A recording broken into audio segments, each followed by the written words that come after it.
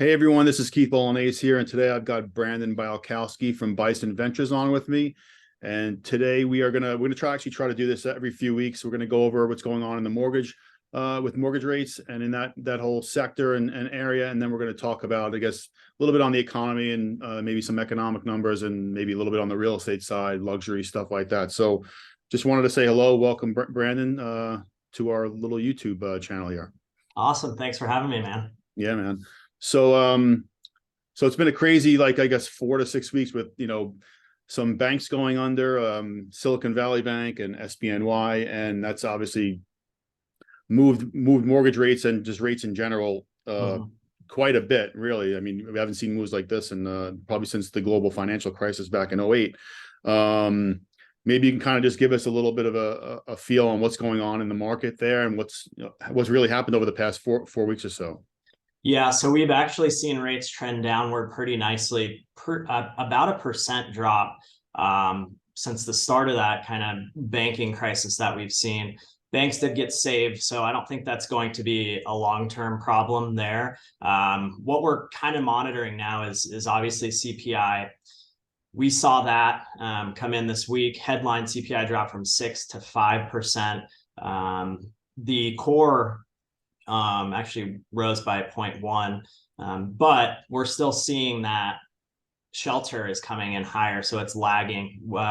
Barry Habib, who we closely follow, is predicting the May 10th CPI report to show that lagging indicator kind of come in and soften inflation a bit, which in turn should start to see even more downward trend in mortgage rates. So I think we're in a good spot right now from a mortgage rate perspective. We're seeing a lot of demand.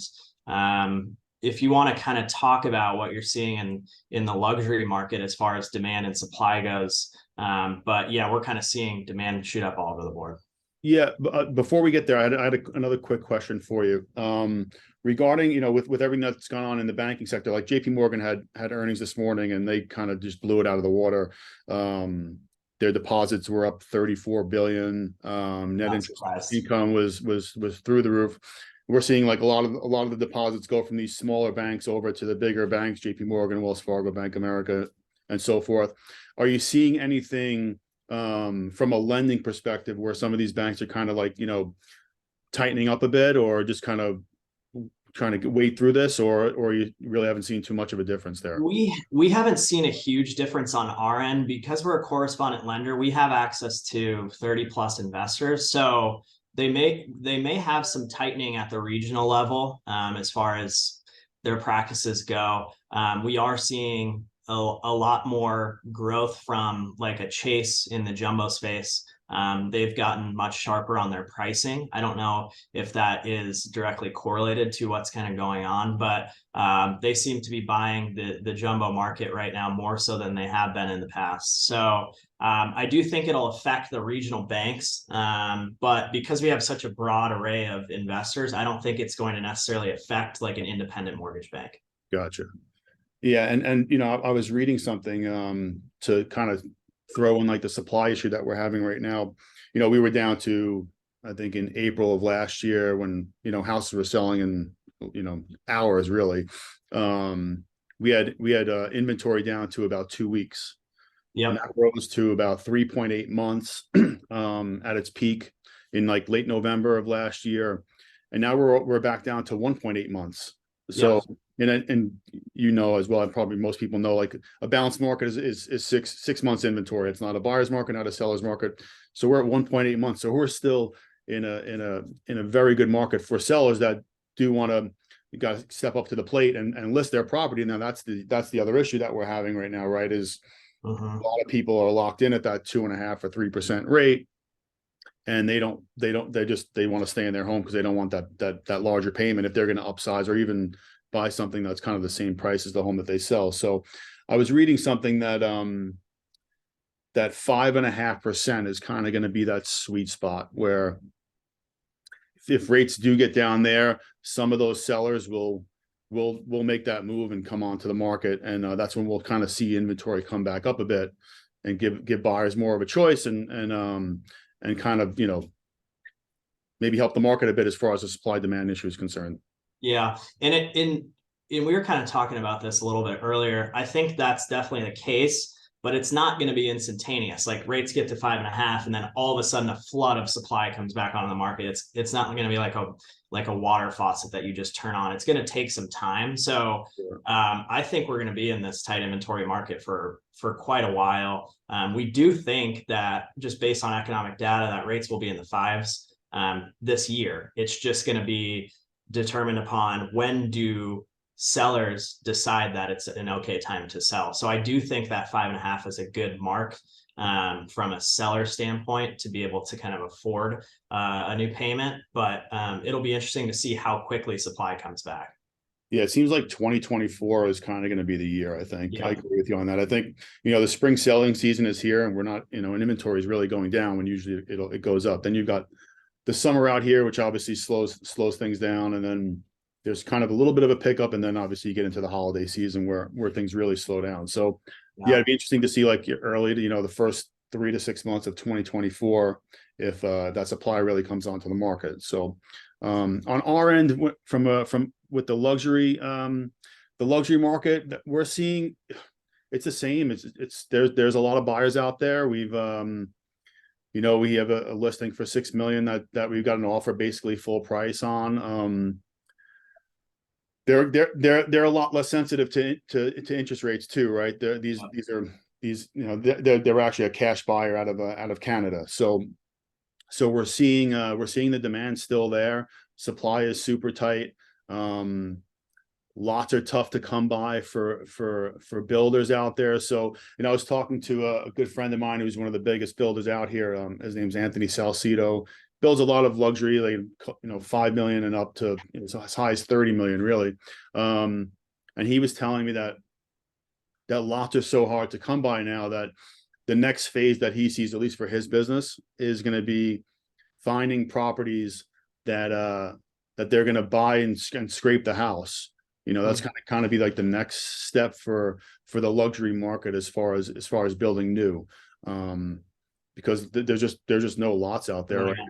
It's kind of, at least in North Scottsdale and North Scottsdale, Cave Creek area, it's just really tough to come by.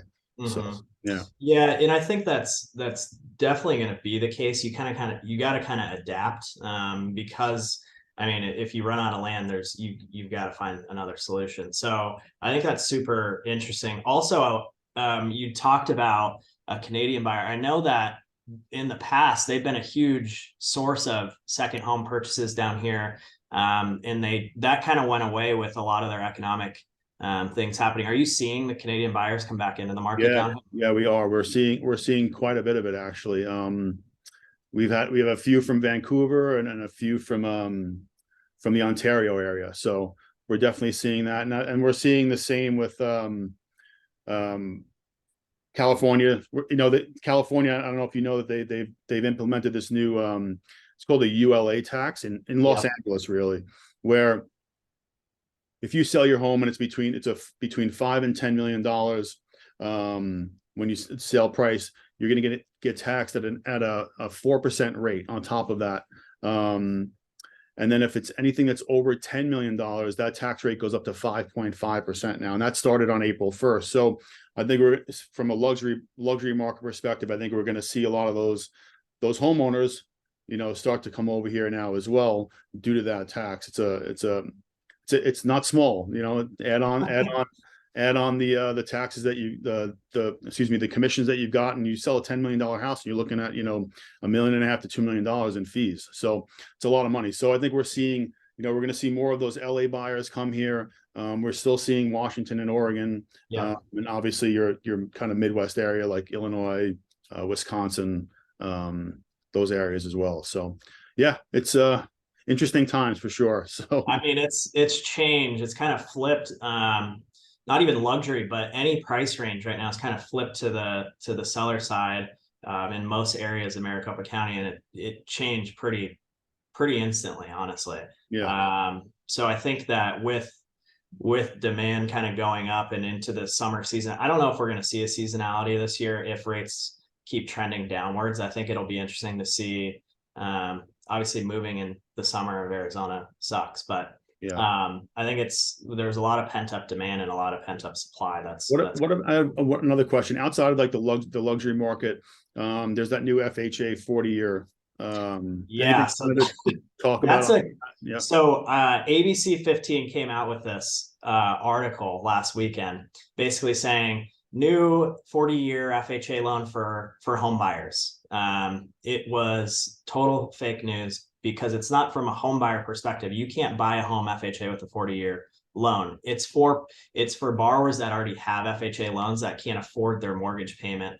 They loan modification into a 40-year FHA loan. So there's a lot of misconception around that we're now able to sell FHA 40-year loans because of the mainstream media essentially saying that and stating that, but that's not the case. It's simply a loan modification. So we are seeing some creative things right now in the jumbo space. There's a lot of like 40-year, we do have some 40-year options, like 10-year interest only, 30-year full AM. So there's some creative financing options from the jumbo space, very niche portfolio products that we have available, kind of to alleviate some of this pressure with rates.